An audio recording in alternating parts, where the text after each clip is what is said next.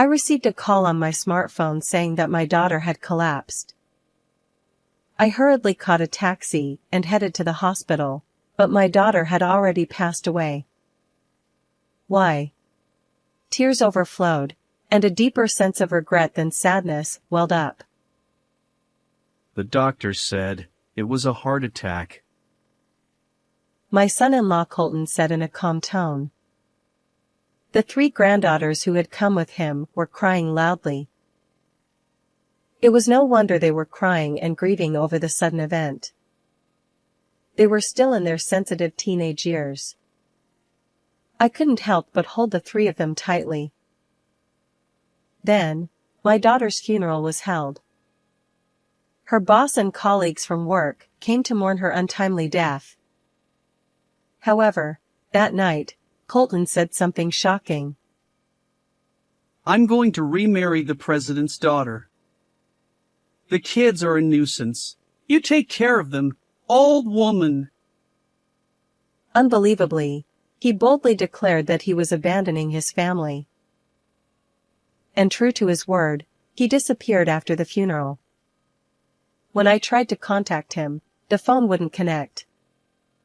What was he planning to do with the grandchildren left behind? I decided to stay at my grandchildren's house to take care of them. One day, when I returned from shopping, I heard cheers coming from the living room. The grandchildren were laughing at something. Then, they quickly took a piece of paper that had just come out of the printer and handed it to me. With this, Dad is going to hell, said Lydia, the youngest daughter, with a smile as I approached. I am Ariana. Having finished raising my children as a single mother, I am now living alone. When I was still young, in my 30s, I lost my husband and lived with my daughter Natalie. Her rebellious phases during middle and high school are now nostalgic memories. I know I caused Natalie a lot of trouble by being a single parent, but I also tried to give her as much love as I could. As soon as she entered university, she confessed something to me. Mom, you went through a lot of trouble to raise me. So, I want to repay you by being a good daughter from now on. I remember my eyes welling up with tears at those unexpected words. Eventually, Natalie graduated from university and got a job at a prestigious company. She was a patient child, so she rarely complained about her work. Sometimes, I felt a bit lonely, wishing she would rely on me a little more. After she started working, she would surprise me with trips for my birthday or Mother's Day every year. Thank you, Natalie. I am so fortunate. Me too, Mom, Natalie replied, and we both smiled shyly at the hotel during one of our trips. Natalie finally found a partner and said she wanted to get married. He was a senior at the same company, named Colton. His firm mouth, expensive-looking suit, and gentlemanly demeanor were overwhelming. Later, Natalie told me that he had been popular among the female employees since he was a new hire. Handsome, elite, tall, and well-dressed, it was no wonder. I wondered what made him choose Natalie. Why did I choose Natalie? Well, she is very serious about her work. And she is also very filial, which I found very admirable. I was drawn to such a wonderful person, Colton said, blushing as they exchanged glances. They looked so fresh and well-matched at that moment. The two got married and, a few years later, had 3 children. Natalie and Colton continued to work at the same company, with Colton now in the HR department. His popularity did not wane, and despite having a wife and children, female employees continued to approach him. Natalie began to express her unease about Colton's friendly nature. He gets lunch boxes from various women. He says he refuses them, though. It's okay. Colton seems sincere. I hope so, but you know, some people enjoy stealing others' partners. I've never seen that. Is it true? Yes. Natalie nodded vigorously while munching on a snack. Since giving birth, I felt that Natalie had become stronger in many ways. As a wife and mother, she was updating her inner self. However, whenever she was troubled, I always tried to be there for her. As for the grandchildren, the eldest, Elena, and the twins, Lillian and Lydia, were all girls and very close. The three sisters grew up quickly, with Elena now in her 9th grade and Lillian and Lydia in the 5th grade. Despite the age difference, they all shared a love for mystery novels. Last Christmas, they asked for the complete works of Conan Doyle as a present. I wondered if it was something for elementary and junior high school students to read.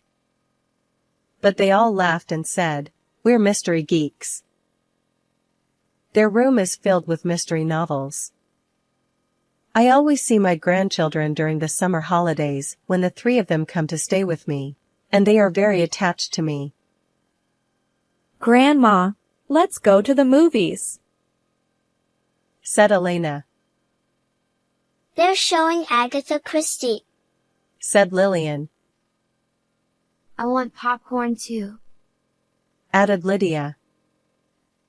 Even though it's only for a few days, seeing their beaming smiles makes me want to do anything for them. All right, let's go then, I said. Natalie had told me not to spoil them too much, but that was difficult. One summer day, during a heat wave, I received a call on my smartphone saying that Natalie had collapsed. What? Colton, is that true? My hands trembled, and my heart felt like it was being crushed. Colton, however, calmly informed me of the hospital where Natalie was, as if it were a routine matter. I hurriedly caught a taxi and headed to the hospital where Natalie and Colton were. By the time I arrived, Natalie had already passed away. Tears overflowed, and a deeper sense of regret than sadness welled up. Why? I called Natalie's name over and over. I wanted her to respond. But her tightly closed eyelids never opened again. The doctor said it was a heart attack, Colton said. The granddaughters who had come with him were crying loudly. It was no wonder they were crying and grieving over the sudden event. They were still in their sensitive teenage years. It was natural for them to feel insecure. I couldn't help but hold the three of them tightly. It's okay to cry, all of you. Let's say a proper goodbye to your mom. While hugging my granddaughters tightly in the hospital corridor, I looked at Colton. Why, Natalie, why? He turned his back to us, probably trying not to show his tears. It seemed he was crying alone. He wiped his eyes with the cuff of his expensive suit. But for some reason, the cuff didn't seem wet. Sniffling, he turned to face us. Strangely, his eyes looked as if he hadn't been crying at all, and there were no traces of tears on his cheeks. I'm sorry for losing my composure. I need to go back to the office and report this, he said calmly. What? Can't you do that over the phone? What about the kids? Ariana, please take the children home with you. I'm sorry, but please, he said and left. His calmness was eerie. Or maybe he was just pretending that nothing was wrong. After that, he left all the paperwork and administrative procedures to me, always giving some excuse like an important business meeting or an unavoidable client dinner. At the funeral, he was constantly looking at his smartphone, fidgeting. Oh, It's from a client. It seems one of our subordinates caused some trouble, and I need to handle it. Colton said. But there are many people from your company here too. I replied. Many people from Natalie and Colton's workplace, including their superiors and subordinates, attended the funeral. There were bosses shedding tears over Natalie's untimely death, female colleagues who had lunch with her, and junior employees. Everyone shared their memories of Natalie, saying she was a caring person. Her work was also outstanding, and she had come up with ideas that no one else could imitate, leading to successful projects. I had never heard Natalie talk about her work. Learning about this side of her now filled me with a sense of inadequacy. You are the chief mourner, so please give a proper greeting, I admonished him. Colton sighed in annoyance and muttered. I understand. At that moment, a woman approached Colton. Colton, my condolences. She said, but changed her tone when she saw me. I was suspicious, but Colton didn't seem to mind and welcomed her happily. Delilah, you came. Despite being busy. Oh, Ariana, this is Delilah. Colton suddenly became talkative and even revealed that she was the president's daughter. Watching the two of them, I noticed they seemed unusually close. It didn't seem like they were old acquaintances or childhood friends. Despite being at a funeral, Delilah clung to Colton and wouldn't let go, as if to say, his side is my place. My intuition, which I didn't want to rely on, told me something was wrong. That night, after the grandchildren had gone to bed, I confronted Colton about her. Her? Oh, Delilah. Well, she's like my girlfriend. He said irritably. I couldn't believe my ears. Girlfriend. After getting married, I realized. Natalie is plain, not interesting, and not glamorous. He said. I stared at him, wondering what he was talking about. Even though we have money, she kept saving for the kids. He spat out in disgust. I was fed up with the poor lifestyle. Savings are necessary. You need money for the 3 kids' education. Natalie told me that too. That's why I said I wanted a divorce. Many times. Many times. But Natalie refused, saying it wouldn't be good for the kids. At least until they become adults. He said. For Natalie, who was raised by a single parent, she probably didn't want her daughters to go through the same experience. She always prioritized the kids and put me last. It's really annoying how serious she is. Colton said. I struggled to understand. Are there families that don't prioritize their children? Despite being an adult, he seemed to only think about himself. Colton, looking irritated, glanced at his smartphone and continued. So, I started seeing Delilah to blow off steam, and I strongly felt that it would be better if Natalie wasn't around. I was speechless, unable to say anything, while he calmly said, Well, it's just as well. I'm going to remarry the president's daughter. The kids are a nuisance. You take care of them, old woman. He declared boldly, abandoning his family. Before I could say anything, he quickly disappeared. Although he attended the funeral as the chief mourner, he left the house as soon as it was over, causing the grandchildren to panic. When I tried to contact him, he didn't answer the phone. It seems he even took paid leave from work and hasn't been going to the office. Natalie never consulted me about the divorce. It was a matter between the couple, so it wasn't my place to intervene, but I still feel regret, thinking I might have been able to offer some advice. No, now is not the time to be sentimental, I said, slapping my cheeks with both hands and packing for a few days. I headed to the house where the grandchildren were and decided to stay there for a while. When they saw my face, they were relieved and started crying, causing a commotion. They must have been very anxious with their father gone too.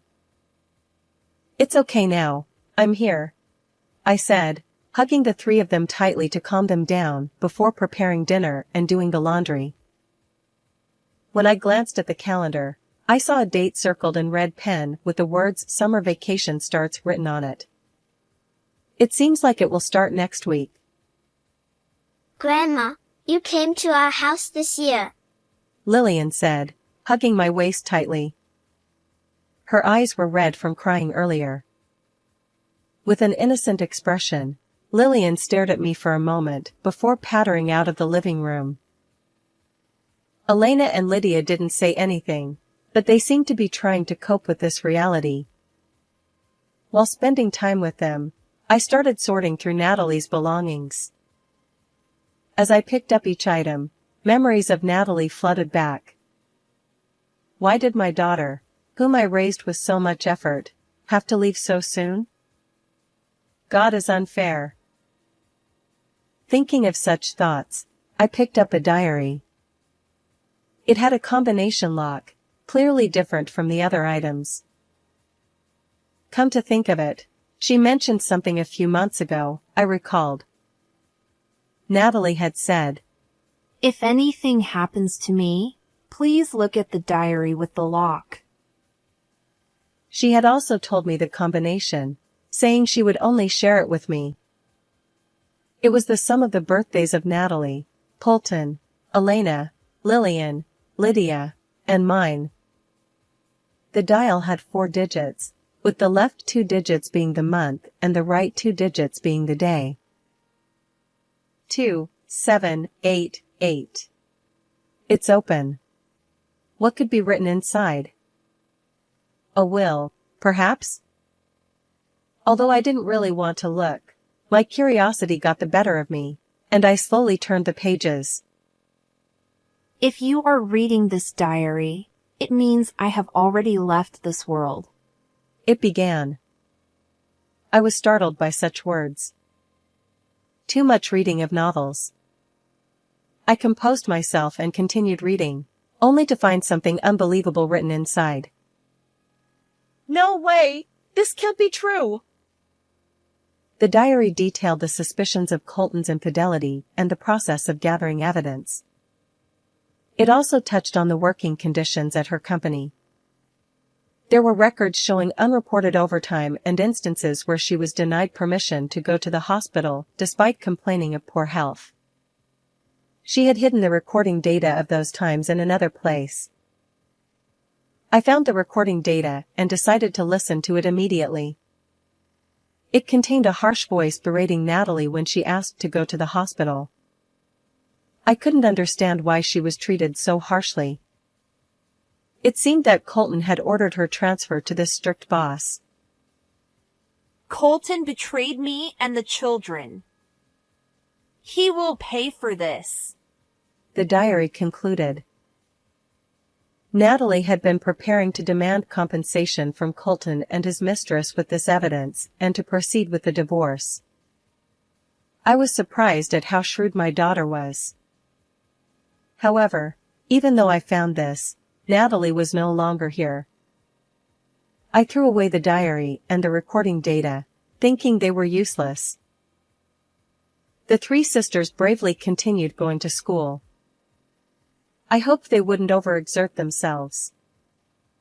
While doing everything I could, I watched over the 3 of them. A week passed, and the grandchildren started their summer vacation. In the garden, 2 potted sunflowers stood tall, almost ready to bloom. After the summer vacation began, they started spending a lot of time in Colton's room. For the grandchildren, he was still their father, and they couldn't let go of that recognition. Knowing what he had done, it pained me. Even while sorting through Natalie's belongings, I brought snacks to the grandchildren. I brought orange juice for all of you, I said. They were looking at the books and scrapbooks Colton had left behind, as if searching for treasures. Sometimes, they would use the family computer or tablet, trying this and that. I thought it might be for a summer vacation project and didn't pry too much. One day, when I returned from shopping, I heard cheers coming from the living room. The grandchildren were laughing at something. Oh my, what's going on, you three? You seem to be having fun, I said as I approached. Lydia noticed me and smiled. She quickly took a piece of paper that had just come out of the printer and handed it to me. With this, Dad is going to hell, Lydia said. Puzzled, I looked at the paper she handed me. It was a printout of an anonymous message board titled, "Gather here if you want your wife to die." What? What is this? I could tell it was an anonymous message board, but I didn't understand what it meant. Seeing my confusion, Elena explained. Grandma, see this red name? This person's name is Colton. Colton?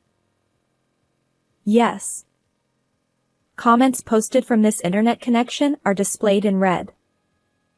So, this is Dad's comment. Indeed, Colton's comment was displayed in red.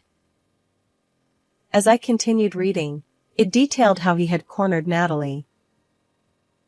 I abused my authority in the HR department to transfer my wife to a troublesome department. That place is always short-staffed, serving her right. Because she is so caring, she stays late every day to help her subordinates with their overtime, working over 80 hours a month. She'll collapse from overwork soon. What a terrible thing. I was shocked, but the comments continued. Pretending to care for my tired wife, I cooked unhealthy meals full of oil and salt. It was amusing to see her eat them every day.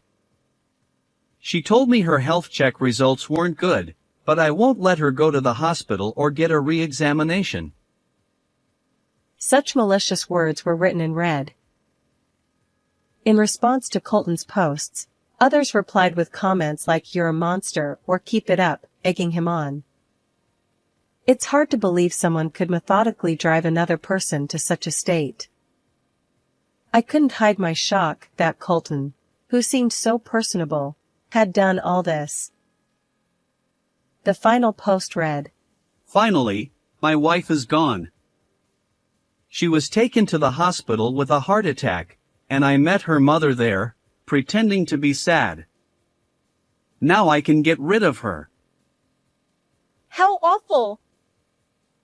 He reported Natalie's death with joy. It was so grotesque and hard to believe. Other comments congratulated him, expressed envy, or offered words of encouragement. I never imagined such a vile world existed, and I was stunned. Colton was as cunning and wicked as a snake. How could such a thing be allowed? Anger began to well up inside me. However, I was surprised that the three girls had noticed Colton's behavior. It's elementary, Watson, Lillian said, imitating Sherlock Holmes. Mom was always busy, but Dad seemed to have plenty of free time, which was strange. She continued.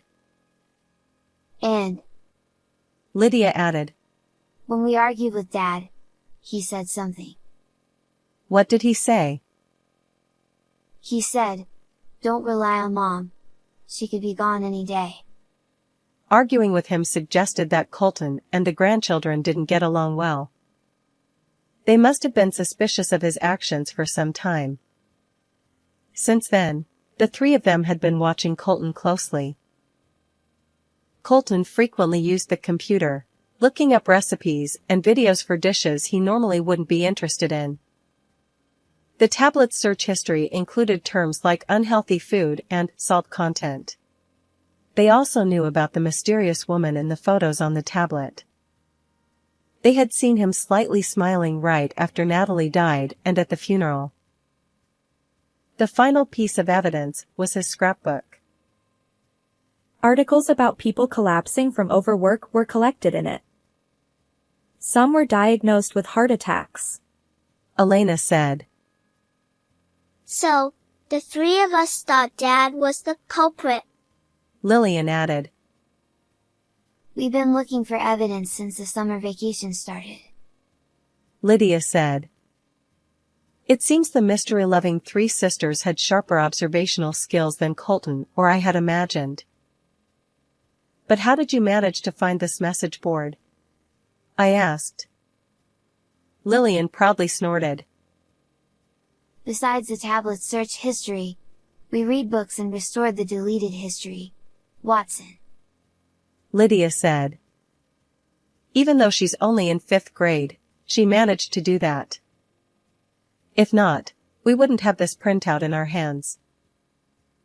How lonely and anxious the young teenage grandchildren must have felt after losing their mother. I remembered their faces, relieved and crying, when they came to this house. Even so, they were trying their best to fight in their own way, and I couldn't overlook that. My eyes welled up with tears. Grandma? What's wrong? Elena asked. I couldn't let the efforts of these little detectives go to waste. I bit my lip, looked at the three of them, and thought of Natalie. He must face the consequences. I vowed that Colton would not escape and would fulfill his parental responsibilities. Thank you, all three of you. Leave the rest to Grandma, I said. Later, I visited a lawyer I knew. I consulted him about whether we could claim compensation based on the evidence the grandchildren had found and their testimonies. He looked closely at the printouts from the message board and the search history evidence, but his face clouded, saying it might not be enough. Then, can we use this as evidence? I asked, showing him the diary and the recording data found among Natalie's belongings. I'll take a look, he said, flipping through the diary and listening to the audio data. He then said that combining this diary would significantly strengthen our case and provide grounds for claiming a large amount of compensation. Additionally, we might be able to secure child support. I then sent copies of the audio data and the diary's contents to Natalie's company. I addressed it to the supervisor who had come to the funeral and cried, asking for an internal investigation. The supervisor immediately took action. He reviewed the audio data and the diary and shared them with the executives. The executives learned that Colton had used his authority in the HR department to corner his wife, Natalie, who was also an excellent employee. The executives were furious and summoned Colton. The investigation proceeded by verifying the facts and interviewing other employees, leading to Colton's dismissal. Considering his actions, it was a deserved consequence. Later, I happened to run into him on the street, but he was unrecognizable. His beard was unkempt, and his once high-quality suit was wrinkled. Ariana! Because of you, my life has fallen apart! He exclaimed. I frowned, wondering what he was talking about. After all, I had lost my precious daughter. Upon hearing the details, it seemed that his mistress, Delilah, had dumped him shortly after he was forced to resign. Even someone like me, you'll stay with me, right? Colton had asked, to which Delilah coldly replied. Ha! I can't be with an unemployed old man. They had been living together, but that ended too, and now he was living alone in a shabby apartment. You've drained me of compensation and child support. It's been terrible. He complained, grumbling that his savings were nearly depleted due to keeping up with the president's daughter's spending habits.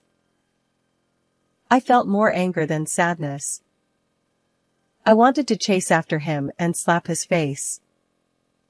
However, the fact that he didn't ask about the grandchildren showed that he no longer had any love for his family. Realizing that nothing would affect him, I gave up. It was much happier to focus on raising the 3 grandchildren than to hate him. After Colton resigned, several company executives visited our home. They came to apologize for Natalie. They regretted not being able to grasp her situation and driving her to death. They asked me to accept a large amount of compensation prepared by the company. I was surprised by the sudden offer, but decided to accept it. However, even with that, Natalie would not come back. There would be no more laughing together with her. I thought about this while watering the sunflowers in the garden. The large flowers were standing tall and blooming beautifully. Thanks to the compensation, child support, and Natalie's savings, I could raise the grandchildren without any inconvenience. Elena started going to cram school in preparation for her high school entrance exams. Lillian and Lydia began reading mystery novels and watching dramas, and they seemed to be enjoying their days. Still, sometimes I saw them looking as if they were searching for their mother, and it made my heart ache. Losing my daughter and the grandchildren losing their mother was equally sad. I wanted us to slowly heal from this sadness and loneliness and be able to laugh from the heart together. I hoped we could live like those sunflowers, standing tall and looking up.